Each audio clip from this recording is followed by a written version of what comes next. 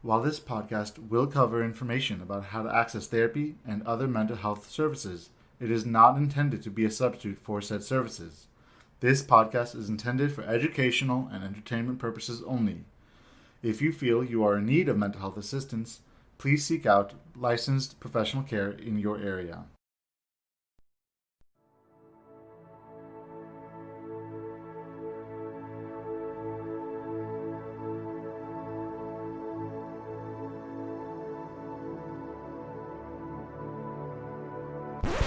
Not that type of therapy podcast.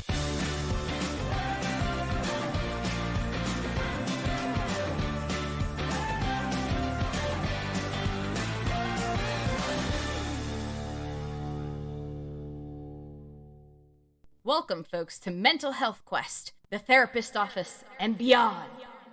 We're here to answer your questions about mental health, including how to access it, what it looks like, why should you do it? All of the above, and so much more.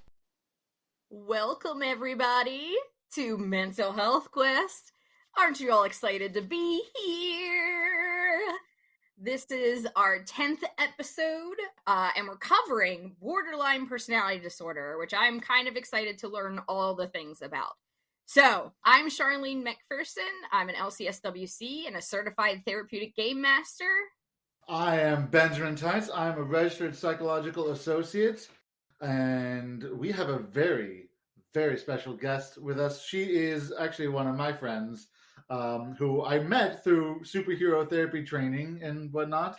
Dr. Nicole Hassler is a licensed clinical psychologist hailing from Buffalo, New York. Go Bills. Go Bills! She is trained in multiple theory modalities, specifically cognitive behavioral therapy and acceptance and commitment therapy. Dr. Hassler received her doctoral degree in clinical psychology from Medill. Madai. I just totally butchered that name, so sorry anyone else who went to that school. Madai College in December of 2018. However, she has been treating patients since 2013 in various settings such as schools, psychiatric hospitals, private practices, and state and private agencies for people with intellectual and developmental disabilities. Her focus is mainly in treating children and adolescents struggling with anxiety, depression, and trauma. However, she does work with adults struggling with similar disorders as well as personality disorders, which is what we're going to talk about today. Mm-hmm. Dr. Hassler identifies herself as a full-time geek whose heart has been claimed by all things Batman. In addition, she does also enjoy Marvel and has a penchant for building Legos. Dr. Hassler currently works in private practice, incorporating all things geeky into her therapy practice. Welcome, Dr. Hassler! Hello, thank you so much for having me. I'm so excited to be here. Batman is the best superhero. Yeah, for all of our listeners, because you can't see, she was holding up a Batman mug because she had to really rep, and she's wearing a Batman shirt. So in case we were unsure of which hero she likes, we wanted to make sure we're all aware. Well, and I got the Batman tattoo sleeve. I mean, come on. Wow. I gotta represent. Yeah. No, that's amazing. I always loved Batman because I felt like he was a self-made superhero. Like, he just took it upon himself to take on crime. That's amazing. Exactly. Like, he's the everyday guy. I mean, yeah, he has billions of dollars, but I mean, in all honesty, he doesn't really have any superpowers other than a lot of money. Yeah, correct. Which, in the real world is like a superpower. Let's not go down that. That's a different story. But, it's interesting that, we talk about Batman, and then today's episode is on personality disorders like borderline, and pretty sure that at least one of his rogues, villains, has some kind of personality disorders. Yep. I actually had, before I came on here, a list of characters that have borderline personality disorder, and Harley Quinn was one of the ones that popped up. There we go. I'm totally excited to talk about that. First, we're going to thank our listeners for listening to us. And if you enjoy our content, please go and review us on iTunes or any of the other platforms that you use. So that other people are able to find our amazing content, especially about Batman and superheroes and RPG therapy. We're also here to answer your questions at Mental Health Quest. So if you could please send any questions you have that we can cover on our podcast. You can also reach out to us individually at mentalhealthquest1@gmail.com. And you can find our podcast on Twitter and Facebook at MHQ Podcast, capital P Podcast. So if you have any questions, send them our way. So here we go. We're getting into it. All right. So we're getting into today's topic, which is borderline personality disorder. And Dr. Hassler, what we like to start off with is just our experts to go over a very overarching kind of definition of what their thing is, and this is borderline personality. What is borderline personality? So borderline personality disorder is one of 10 different personality disorders that exist in what is known as the DSM, or, in mental health in general. One of the trademark things about borderline personality disorders, a lot of times it evolves from trauma, whether that be childhood, physical abuse, sexual abuse, neglect, things of that nature. So when I work with somebody who has borderline personality disorder, because of the stigma that is associated with this particular disorder, not just by people in general, but the mental health professionals as well, I prefer to look at it through the lens of this person as a trauma survivor, to try to eliminate that bias and stigma as much as possible.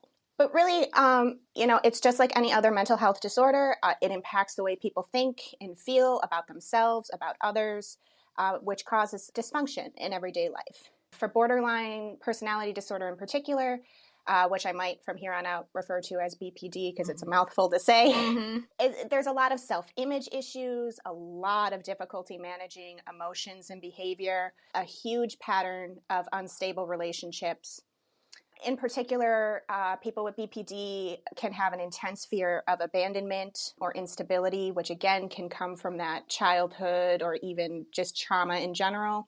They may have a lot of difficulty tolerating being alone, and yet they still experience bouts of what we determine to be like overwhelming or inappropriate anger, impulsiveness, frequent mood swings, which may push others away. So even though they have this fear of abandonment, because of their emotional instability, they have a tendency to push people away. And it typically begins in early adulthood. So one of the things about personality disorders that people need to keep in mind is they cannot be diagnosed until somebody is at least 18 years of age. I work with a lot of children and adolescents, as Ben mentioned, and a lot of teenage girls. They all look borderline, every single one of them. But it's not the until hormones. 18. So much. They can't control their emotions. Yeah. It's crazy. But it's important to keep in mind you cannot diagnose it officially until the age of 18. Because that's when personality is considered to be fully developed. I still think that's a little young, but yeah, that's the DSM for you, right? Mm-hmm. And it can gradually get better with age, typically through treatment. It can gradually get better. Sometimes it can gradually get better on its own just because of what we call exhaustion. Mm-hmm. It can be exhausting to feel those emotions overwhelming Sure. all the time.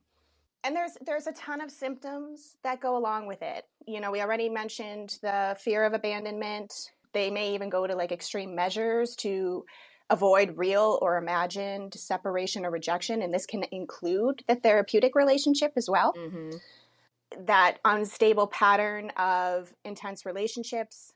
Most of the time, they'll really idolize somebody 1 minute, and the next minute, that person is the devil incarnate. Mm-hmm. And it happens a lot. Again, can happen a lot in therapy as well. You can be their savior, the person that's going to help them. Nobody else can help them. And then the next moment you say one thing, and now you are the worst therapist on the planet. Mm-hmm. There's a lot of extremes. They go from 0 to 100 really quickly. Very quick. And I feel like it's important to note that, the way that they are looking at things, the way that they are seeing the world around them and perceiving things is very much black and white. They don't have a lot of room for gray. And so it's either you're with them or you're against them. Mm-hmm. And it's funny that you say that. So in my office, so as I mentioned, I'm a full-time geek. I'm also a big Star Wars geek. And in my office, I have the 3 Jedi codes up on my wall. There you go. Ben's showing us his baby Grogu pants. And I do that on purpose because there's this idea, and we could get into it a little bit later, about the 3 different types of minds that go into what's known as dialectical behavior therapy, or DBT, which really correlate to what the Jedi code is, what the Sith code is.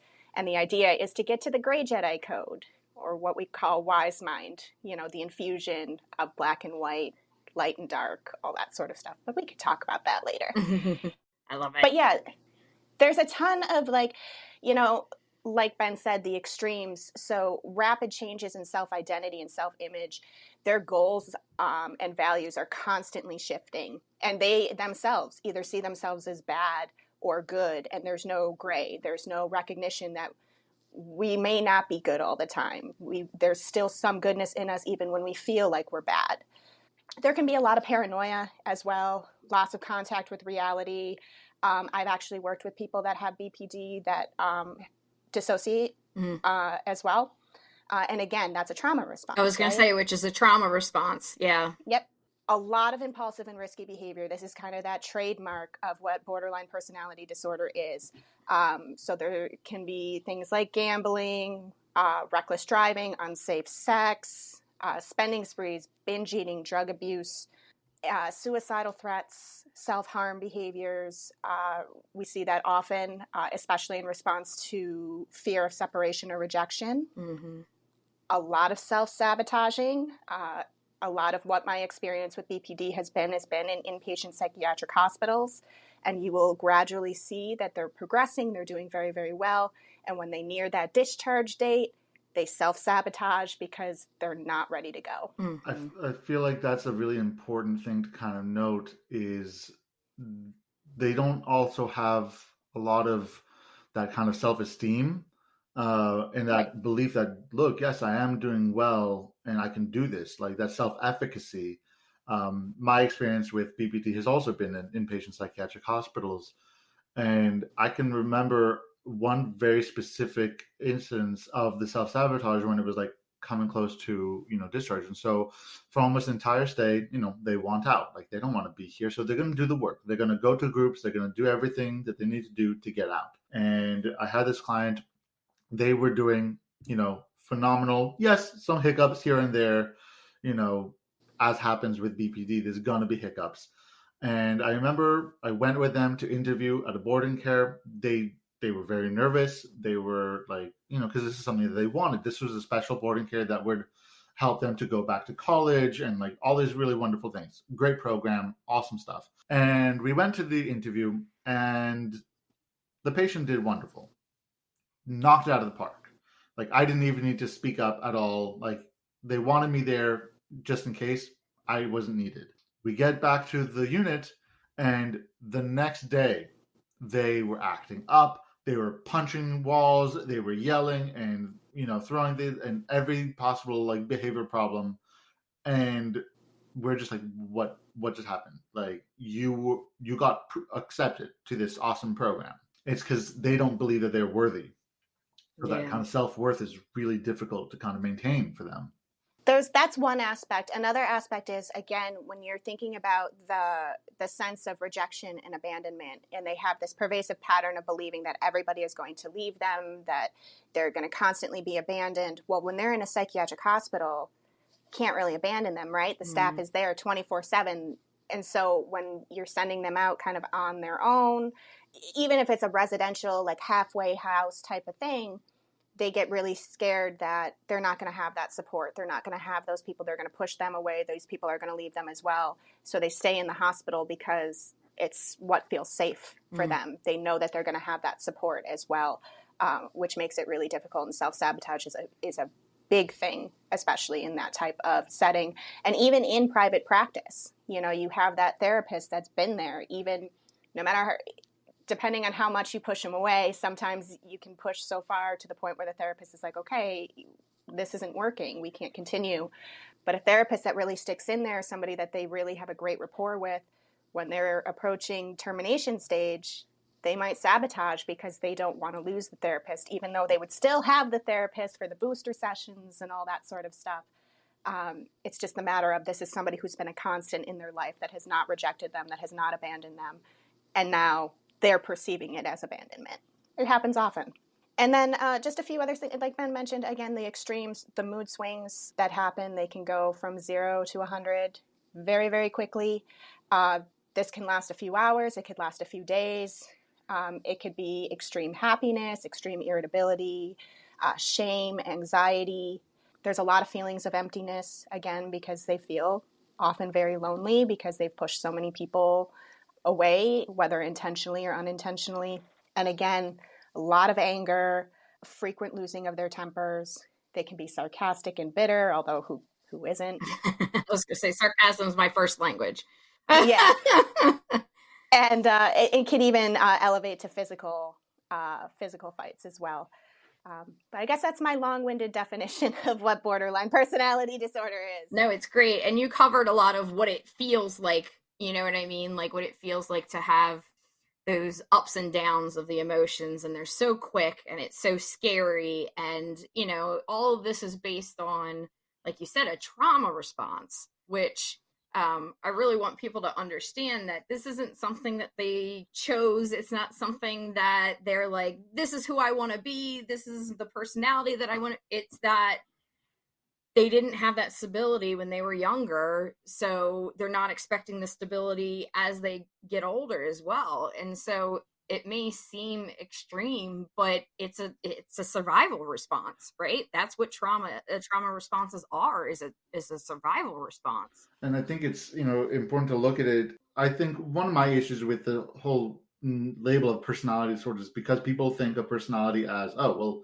that's how you are, like, forever, and that's just how you've always been. But it's not how you've always been, because as we've now discussed, this is a response to trauma and adverse childhood experiences. So if anything, borderline P disorder, because I don't want to say that word, is more a pervasive pattern of distrust in the world around them because of what had happened to them. And yeah, it can just understandable. Yeah. And what you were saying, you know, Charlene, about, you know, these people didn't choose it. And that's a very important thing for people to understand. They're not choosing this, but it seems like it. And this is why it's very difficult for therapists and other healthcare professionals, not just, you know, mental health professionals, but a lot of people to work with this population, because otherwise, other than these, you know, extreme emotional responses, they are very bright and they do know what's happening. And so it seems to the untrained professional that they're choosing to behave this way to, you know, just to be, you know, troublesome. But they're making choices based off of the way that they perceive the world around them, based off of their experiences, which is how all humans make choices. By the way, BT dubs, all your choices are not just, you know, oh, I made a choice based off logic. Logic is bull. Sorry. Yeah. Sorry, Spock. Like, I love you, Spock, but no, logic is not something that we can all just like do. All of our choices are made based off our emotional responses and our experiences. And so it's really important for not just professionals, but other people who might have loved ones or who know someone who exhibits these kind of behaviors to think about it, you know, what are they really wanting when they're acting this way? To kind of read between the lines almost and listen to the, you know, emotion of it. They're pushing you away because they would rather be the one to push you away than have you leave them. Exactly. Because at least that gives them a sense of control. Yeah. And as a partner or someone who is close to someone with a personality disorder, I would imagine, you know, healthy boundaries are going to be a really, really important part of that relationship. Can you kind of talk about that a little bit more? Absolutely. That is like the number one when you are working with somebody with borderline personality disorder, is to ensure that you have healthy, firm boundaries with them, even if it's somebody that you know in your life, even if you're not a mental health professional, because they, you know, they have a tendency to push. And again, it's not necessarily intentional. It's not malicious. It's just they're so afraid of that abandonment that a lot of times they come off as being clingy and needy. And, you know, when they're struggling, they might call you over and over and over again because they don't know how to cope with what they're feeling. And you have to establish those boundaries so that they understand that that behavior is not acceptable, especially in the beginning. When you relax on those boundaries a little bit, and I'm just going to use kind of my own experience. Mm-hmm. You know, you might get that patient that they'll leave the session. They don't necessarily have the necessary coping skills to deal with what they're feeling. And so they'll call over and over for emergency appointments because they don't know how to cope. They're struggling. Or when I was in the psychiatric hospital, you know, I'd be running a group and I would have somebody say, like, I need to talk to you right this moment. You know, and I'm running a group. I can't stop what I'm doing. And then they get upset and they go and hurt themselves and then they blame you for it. And it's important for them to know, like, no, I can't be available to you 24/7. You know, this is when I can be available. And if you want to talk during that time, we can talk. If you choose not to, that's your decision as well, because they will exhaust you if you don't have those boundaries. You know, and I hate to say that because that's the stigma that goes along with borderline personality disorder, but it is very energy draining. And that's why a lot of times mental health professionals are told when you're working with this type of population, having more than 2 people with BPD on your caseload is going to be too much. Especially, again, when those boundaries are not in place, because they will call you if they feel that they can. They will make multiple appointments if they can. They, you know, if they're not ready to learn skills, they're going to rely on you to help them feel better, because they're not the best when it comes to looking inward and doing the introspection work to recognize that what they're doing is not necessarily okay. So keeping those boundaries up, letting them know, like, this is when I'm available, this is when we can talk, this is what's acceptable, this is what's not acceptable, it's going to be extremely important because it's a learning process for them as well. Part of setting boundaries, and when I've done I did a training on this when I was a social worker in the hospital. The psychologist and the psychiatrist did a training on how to communicate with borderline personality disorder patients in order to set the kind of boundaries in a way that was not a brick wall, but was, you know, firm but understanding. And they were teaching a type of communication style called SET, support, empathy, truth. And through this method, basically, you are acknowledging, you know, yes, I would like to help you. I would like to be able to support you. That is what I'm here for. And then you show them that empathy, because I think that's a really important thing for a lot of people with borderline personality disorder, is that they feel like people don't understand them. And so if you can verbally acknowledge their emotion, you know, I understand that this is really frustrating. I know that it seems overwhelming. You know, really speak to that emotion. It allows them to feel heard, which for anybody, not just people with borderline personality disorder, everybody wants to be heard. Everybody wants to be seen, right? And so by being able to acknowledge this and speak to that, it makes the last part, the truth, that boundary setting, a little bit easier for them to swallow that pill, kind of thing. You know, I want to help you. I understand that this is really frustrating, but I'm only available at this time, so I will follow up with you then. You know. Yeah, and I would do that a lot in the psychiatric hospital, especially. You know, I would let them know, like, you know, I'm really sorry that you're struggling right now. I have to do this right now. When I'm done, I have about 20 minutes that I'll be able to talk to you. If you want to talk, I'll be at the desk. Come and get me, you know, if you feel the need to talk. If not, that's okay. I'll follow up with you tomorrow. Yeah. You know, that sort of stuff, just to let them know, like, this is how much time I have, and put the ball in their court to initiate, you know, okay, this is when she said she's available. It's on me now to pursue, like, the help that I need. I was trying to think of a good way to bring this up, but, like, you had talked about the stigma that even therapists have, you know, around borderline. And I just wanted to kind of talk about that it's not that borderline's a really hard thing to work with. It's whether that's your area of expertise or not, right? So Yeah, I would agree with that. If you're not used to working with somebody that we're used to working with people that have overwhelming emotions in general. This is a little bit different with a personality disorder because it's, for BPD especially, it's very overwhelming. And as I mentioned, they're not the greatest when it comes to introspection, especially in the beginning, recognizing how their behavior is causing the issues that they're experiencing. So when you kind of try to do some introspection with them, maybe push a little bit to kind of show them like, hey, what you're doing may be actually causing this person to leave you. They can get really upset. A lot of times they'll take it out on the therapist. Yep. So we were talking about this right beforehand. I am a straight shooter. I'm kind of like, okay, let's step back and really look at the big picture. How do you feel like you're behaving? Like, that's like what I do, the CBT, right? Like, let's step back and look at that, and that reality checking. And with the few borderline clients that I've had, it does not work. They definitely get upset and they don't want to see me anymore.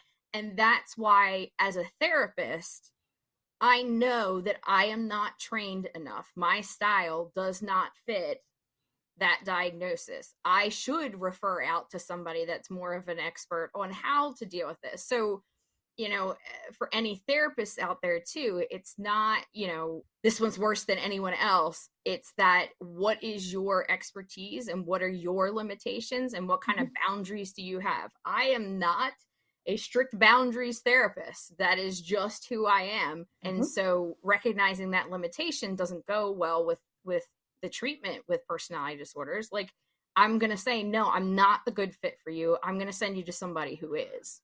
In our early episodes, we talked about finding a therapist and making sure the therapist has competency in what it is that you are seeking help with. And so what Charlene is saying here is, for all therapists, before you see any client, you need to make sure, do you have the training? Do you have the expertise? Do you have the understanding of this, condition to be able to handle it properly? That's just about competency, which every therapist should seek out. Okay, if this is an area that you want to work in, then you go for the training, you get that competency, so that way you can handle it without getting overwhelmed.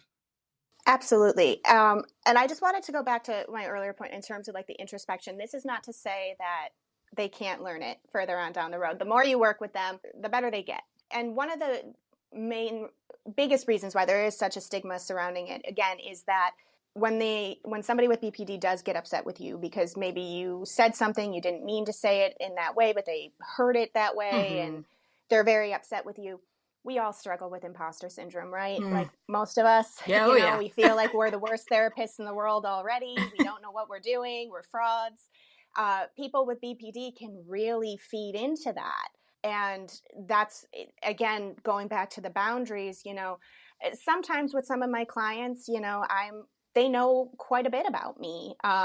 We just have that type of relationship. With somebody with a personality disorder, it's very important to kind of keep that under wraps, because if there's something that they know about you that they know is going to hurt you in the moment, again, it's not necessarily a malicious thing, but they may use that against you. Yeah.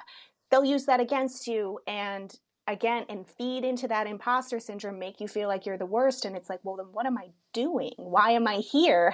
Why do you keep coming back to see me? In full disclosure, I currently have somebody on my caseload right now with borderline personality disorder. And she got me to my breaking point, because she really did. Like, every session, it was like nitpicking little things to make me feel like I wasn't doing a great job and that I didn't know what I was doing. And so I sought consultation. Even though I've worked with borderline personality disorder before, she's kind of at the beginning stages. I've not worked with somebody in the beginning stages of it. I've not worked with somebody who's not quite ready to do therapy. And I needed to get consultation on it because I was ready to refer her out. Because I was like, I'm clearly not the therapist for you. Right. And then after seeking that consultation, I was like, no, I'm on the right track.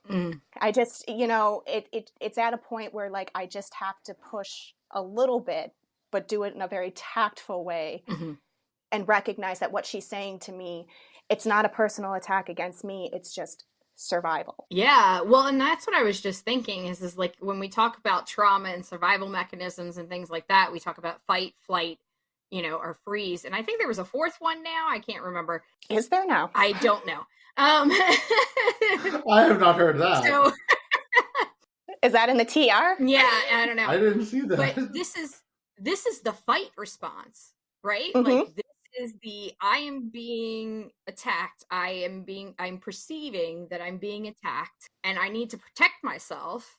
And to do that, I'm going to fight back, right? Mm-hmm. Whereas maybe like depression and anxiety is a little bit more of that, fright response, you know what I mean? Mm-hmm. So, putting it in those terms as well, just the simplest terms, this is the fight response. And I would imagine that could also come in handy. Like when you are like, you could be like a Fortune 500 like CEO if you had that superpower to be like, nah, like I'm not going to take this from you, and this is what we're going to be doing. And you can also use that as well as a therapist in order to do boundary setting. Mm-hmm. So especially with this particular client that I was just talking about, she was very much, the other day, very much in that fight response, was very upset with something that I had said to her the previous session that I did not mean in the way that she took it. Right. I had provided numerous explanations as to what I meant by it, but she just wasn't hearing it that way. And so I just said, you know what? Nothing I say is going to change your opinion. So this conversation is over. Mm-hmm. And you could tell she still wanted to fight, but I said, no, this conversation is over. And that's boundary setting right there. Because it's rather than engaging in the fight, rather than perpetuating it and, furthering, what their feelings are about you and the world and whatnot, you just shut it down. Yeah. Instead of escalating it, you're de-escalating. Mm-hmm. Yep. And I kind of, like what you said about, in the real world, someone who can do this, it can be like a superpower. That's an important thing because a lot of times people with borderline personality disorder, they're told that their behaviors are bad. Well, if we can reframe it as, okay, this is your way of defending yourself. This is your survival mechanism. This is a superpower used in the right way. It can be really empowering, I think, for these kind of people to say, well, yeah, you're right. I have this ability to see things differently. And I can, really narrow in on problems that can happen. Mm-hmm. So, how do we use that trait that you are exhibiting, this behavior that you already have? How can we use that for your betterment and for the betterment of others? How do you be a hero in real life, which is my whole therapy mindset. Mine too. Yeah. No, and and like you said, like using it, learning how to use it in the right settings, in the right ways with the healthy boundaries and all that stuff. Like you could, like I think about my ADHD sometimes, it's both a hindrance and a superpower because I can do more work in 3 hours than people can do in, a whole week if I'm hyper focused, and it's good work, right? So using, this as well is like, you could be in a business. I imagine like the stock exchange, like you could like go far. Yeah. If you're just like, nah, this is what I'm going to be doing. In business and in law, they could be really good as lawyers because they can see the flaws in arguments and contracts and everything. Mm-hmm. And reading people, it sounds like, just as a trauma response, usually that comes with that, right? Is being able to read people. I actually remember I had a conversation with a borderline personality disorder client of mine a while back about superheroes and everything. That was when I was first learning about the superhero therapy thing, as taught to us by Dr. Janina Scarlett, who was on a previous episode about PTSD. And so I was just, this was the client was new to the unit. So I was just trying to get to know them. I was just be like, oh, hey, do you like superheroes or whatever? And they're like, oh yeah, I really like Spider-Man. And I was like, okay, let's talk about Spider-Man. And, they're like, yeah, I always feel like I have the spider senses and, because I can always just feel like something wrong is going to happen. I was like, okay, all right. Is that a bad thing? And they're like, well, it feels like it is. It's like, why? If you're predicting danger, like, yeah. People, what? That's a superpower right there. So, it's really important to kind of be able to reframe our clients' experiences, because shame and stigma are not just external. Especially when it comes to mental health conditions and borderline personality disorder, there's a lot of internal shame and stigma as well. They are stigmatizing themselves. And so by being able to provide this reframe, it can be freeing. And it also can help them to just be like, wow, I don't have to be this way. Yeah, and to go along with that, as I mentioned, the stigma, not just amongst mental health professionals, but just in the general population in and of itself. A lot of times, if you diagnose somebody with borderline personality disorder, immediately they're like, that's not what I have. I don't have that. Yeah. It's important to be able to talk to them about like, well, what is the issue surrounding that? Like, why do you have such a reaction to having this diagnosis? And, what is so bad about it? Mm-hmm. And it's just because of what they've been taught. Like, it just means that I'm crazy. It means that, I can't keep a job. I can't keep friends. I can't keep family. Again, that reframe is going to be super important to recognize, like, hey, this doesn't mean that it's not a death sentence. Mm-hmm. Number one, you can get better. And number two, you can use it to your benefit. Yeah, so if you all are okay with moving on to kind of talking about the differences between borderline personality and some of the other personality disorders. Yeah. So as I mentioned in the beginning, there's 10 different personality disorders, and they're separated into 3 different clusters, cluster A, cluster B, cluster C. And cluster A, that's our odd or our eccentric cluster. That's where we're going to have our paranoid personality disorder, our schizotypal personality disorder, our schizoid personality disorder. I know some of the people listening probably don't know the differences between those. Mm-hmm. But paranoid is really pretty much what it sounds like. Very, very paranoid of the world around you, the people around you, things like that. Schizotypal is almost like a schizophrenia type of, the way that I differentiate between schizotypal and schizoid is schizotypal is more of the positive symptoms of schizophrenia, Mm-hmm. whereas schizoid is more of the negatives. Minus the hallucinations and minus the positive symptoms would be, but hallucinations and whatnot are characteristic of schizophrenia. Cluster B, which is where borderline personality disorder falls into. This is our dramatic, our emotional, our erratic cluster. Again, stigmatizing a little bit. Mm-hmm. But this is where you're going to find borderline, as I mentioned. This is where you're going to find your antisocial personality disorder, your histrionic personality disorder, and your narcissistic personality disorder, which I think is probably the cluster that people are most familiar with. Mm-hmm. And then cluster C, which is our anxious or fearful cluster. This is where we're going to find our dependent personality disorder, our avoidant personality disorder, and our obsessive compulsive personality disorder. So again, in terms of I recognize I didn't differentiate in the cluster Bs what the difference is. Antisocial personality disorder, a lot of people hear that. This is where you kind of hear the term sociopath. These are the people that, really have no empathy. It doesn't mean that they're evil necessarily. It doesn't mean that they're the Ted Bundys of the world that are going to go out and murder people.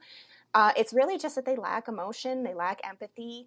And again, that in and of itself is a superpower because many people with antisocial personalities sort of go on to be CEOs and politicians. I can think of a few. Yeah. Because honestly, they don't care how they get to the top, who gets hurt in the process. And I know that sounds very callous to say, but that is really what it is. And as a society, we kind of reward that. So, Yeah, exactly. So is it really a disorder then?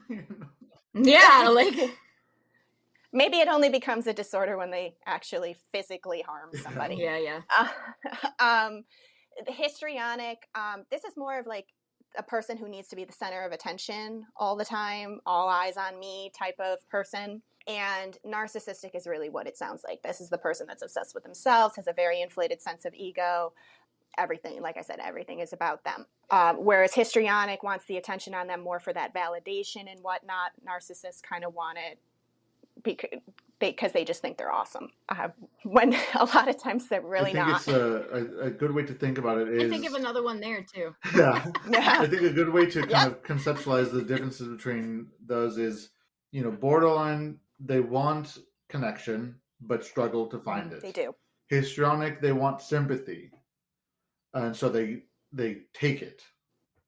Antisocial don't want nothing, but they'll take it anyways. And narcissistic, they don't want anything from you because they already have everything. Yeah. Mm-hmm. Yeah, that's a good way to differentiate.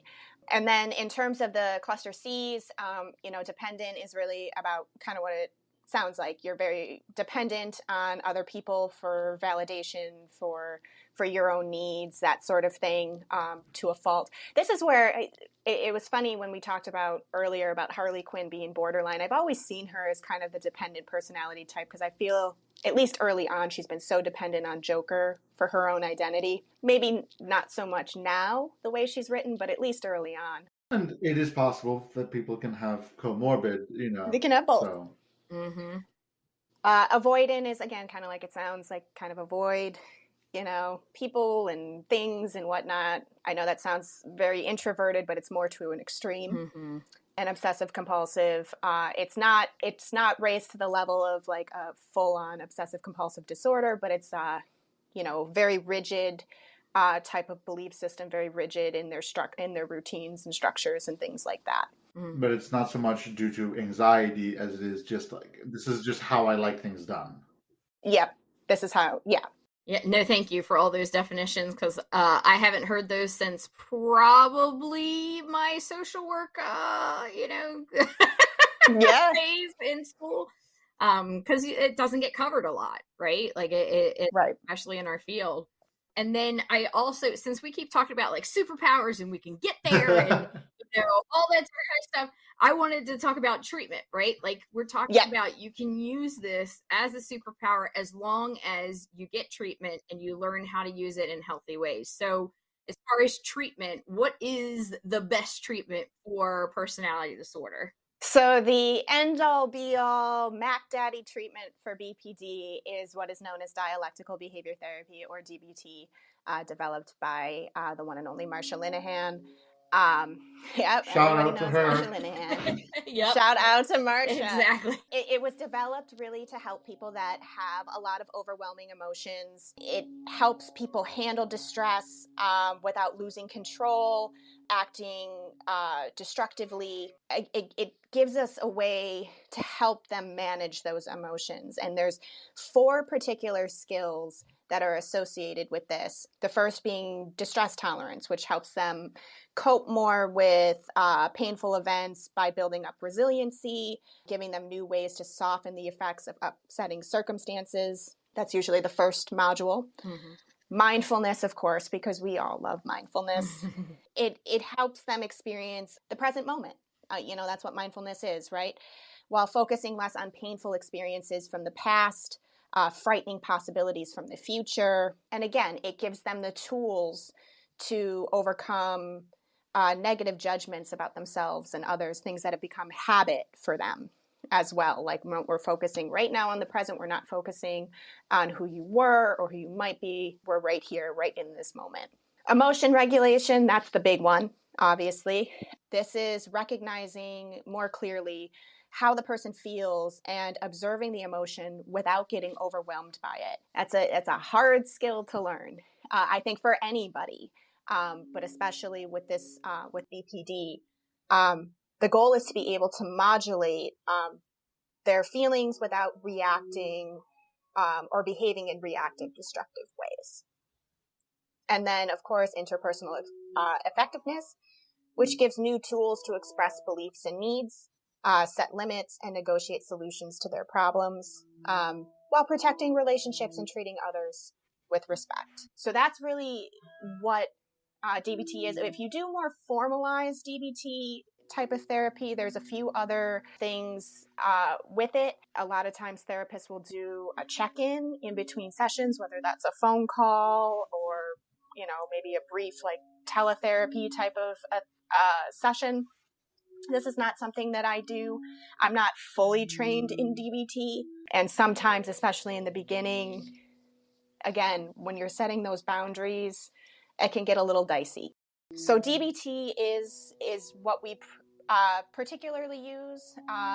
Medication, you can use medication to help treat symptoms of borderline. So maybe antidepressants if they're experiencing a lot of depression, anti-anxiety meds if they've got a lot of anxiety going on. But there's no medication specifically for BPD. There's no medication for personality disorders in general.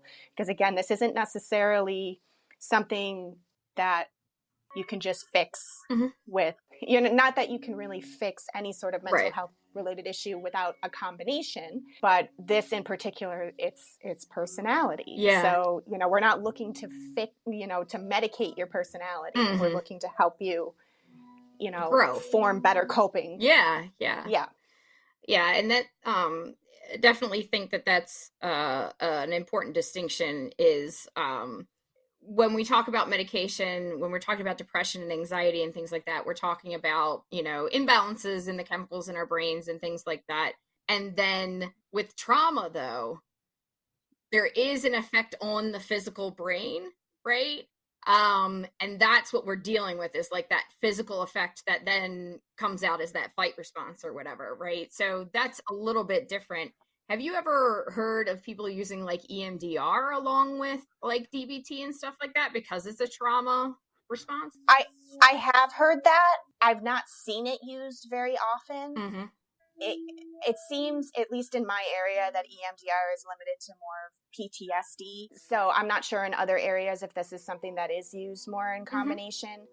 I don't see why it couldn't be for somebody that has a lot of trauma, but I know a lot of times in working with people with BPD, it takes a while for them to get to a point where they're ready to face their trauma, as it could be with PTSD as well. But especially with BPD, it's almost like, the trauma becomes a part of them. I actually have not done myself. I'm not EMDR trained, but someone that I worked with, they were telling me that they had a BPD client, also had a lot of trauma, and so they didn't do the EMDR first. Like Nicole said, maybe they're not ready to really delve into the trauma, so you need to first work on building the coping skills, the ability to recognize emotions and those kind of skills first, and then move into EMDR. And that is what my colleague had done. So it can be done. It is just, you have to be very careful with it, because the whole point of EMDR is to almost relive, in a way, the trauma. And so you have to be very careful in the way that you are approaching it, the way that you are welcoming in the trauma back into the present moment, because it has the potential to be very scary for the client. And they might, especially someone with BPD who sees people, as, oh my God, the second you do this wrong, then you're against me, or whatever. They could get really, upset by talking about their trauma, that they might see you as someone bad, that you're just trying to hurt them. And so I think while it can be done, you do have to be very careful about it, how you do it. And I think it probably would take a while of DBT work and building that trust with the client before you can really broach that topic. They're not the greatest when it comes to introspection and recognizing how events in their life have shaped who they are and the behaviors that they are exhibiting, right? It's very external, especially in the beginning. It's everybody else. It's not necessarily them. And so introducing that a little too early on, like, hey, this could be why you're doing this or why you're doing that. And they might get defensive. And again, there's that fight where it's like, well, I'm not doing that. It's everybody else. It's not, and that can cause a lot of disruption. So I would agree. I would do a lot more DBT work first before even broaching how the trauma has impacted their behavior when they're at a point where they're ready to recognize that it's the behaviors that they're exhibiting that are causing them most of the distress. Yeah, that's a really good point. Yeah, no, of course, like I said, I'm more of I go straight for it. I'm like, let's poke it. Let's poke the bear. So, so it doesn't sound that works too well, at least at first, You know, Yeah, you I have to wouldn't say at create first. that. You have to create that trust, which again is part important for every therapeutic relationship. But sometimes, you know, you need that a little bit more. You know, it sounds like in these type of instances. Yeah, with the client that I currently have, you know, she did disclose to me that she has some that she had been raped at one point in her life. I've been meeting with her for quite a long time, and she still will not allow me to use the word rape in session. It's not, again, you got to kind of feel it out a little bit because they just may not be there yet. You got to give them the skills to be able to cope with it first before being able to introduce scary thoughts that they haven't thought about in years. Yeah, and again, like that's the whole trauma process, right? Like when you're processing trauma, you want to make sure they have the skills. But I guess this is where, like, you know, the skills that they have are not helping, you know, at all.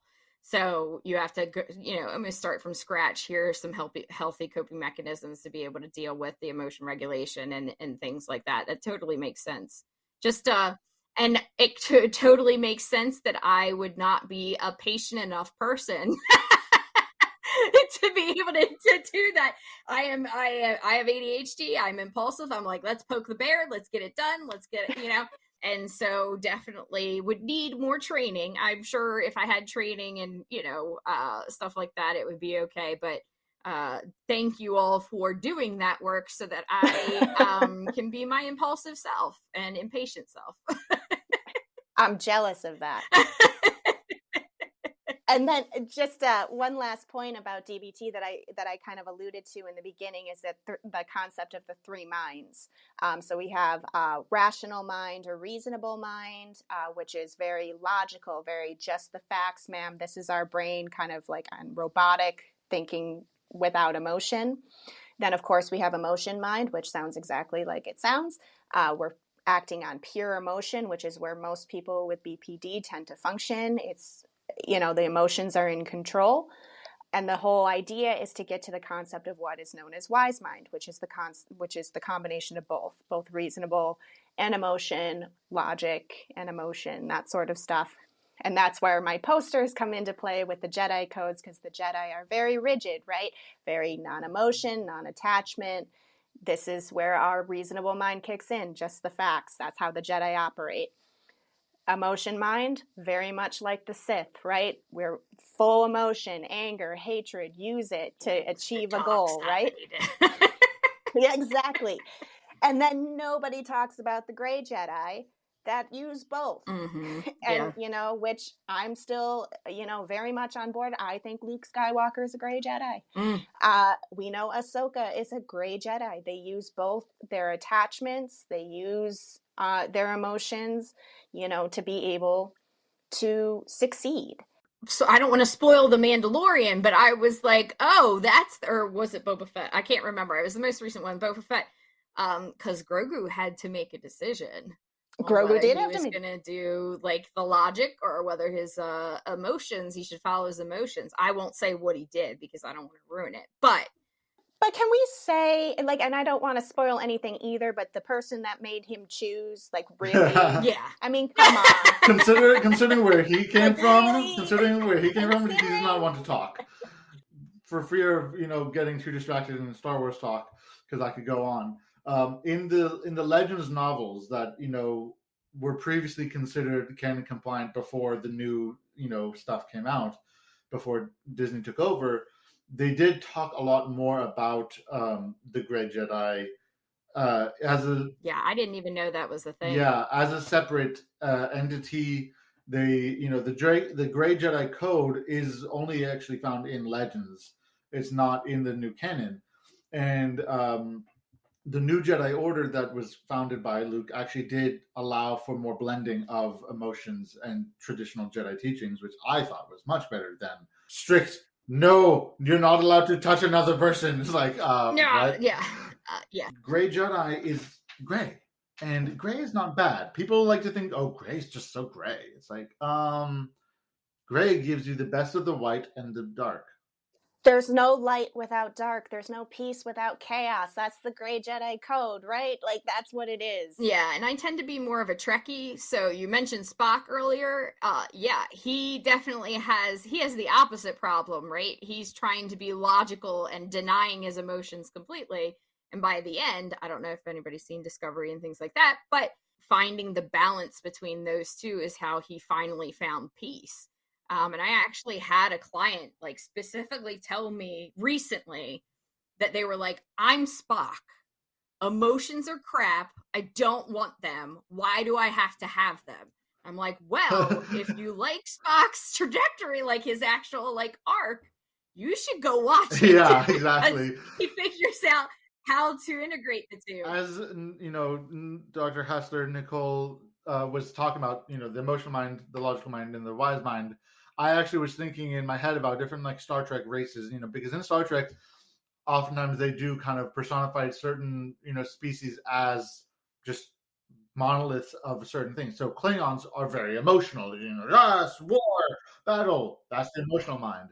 Vulcans, pure-blooded Vulcans, not Spock, are, you know, pure logic. And then they don't really talk about it a lot, but I think this kind of heavily implied that humans are supposed to be the wise ones because we you know, react based on our emotions, but we also can see logic if we need to. It's like, oh wow, way to be humanocentric. But you know, as Charlene said, you know, Spock has to learn how to balance his emotions and his logic to be something different, to be more than the sum of his parts. Yeah, because he would go to either extreme, the extreme logic or the extreme emotion, and it wasn't working for him. And what does that sound like? Exactly. And to bring it back again to BPD and Star Wars, Anakin Skywalker is a good example of somebody who most likely would struggle with borderline personality disorder, you know, and this is, again, not to say that people with BPD are evil because he's portrayed as the villain, right? But he's preoccupied with abandonment and loss. He's got a lot of passion, very intensive passion. He's sensitive. He's got a lot of anger. He's very impulsive. He's paranoid about betrayal. He's frequently shifting between what he thinks and feelings of being lost and empty and unsure of his identity and true self. Like, that's very BPD. So Anakin Skywalker is a pretty good depiction of somebody that has But you know, even Anakin was able to turn back to the light and everything. Back to the light.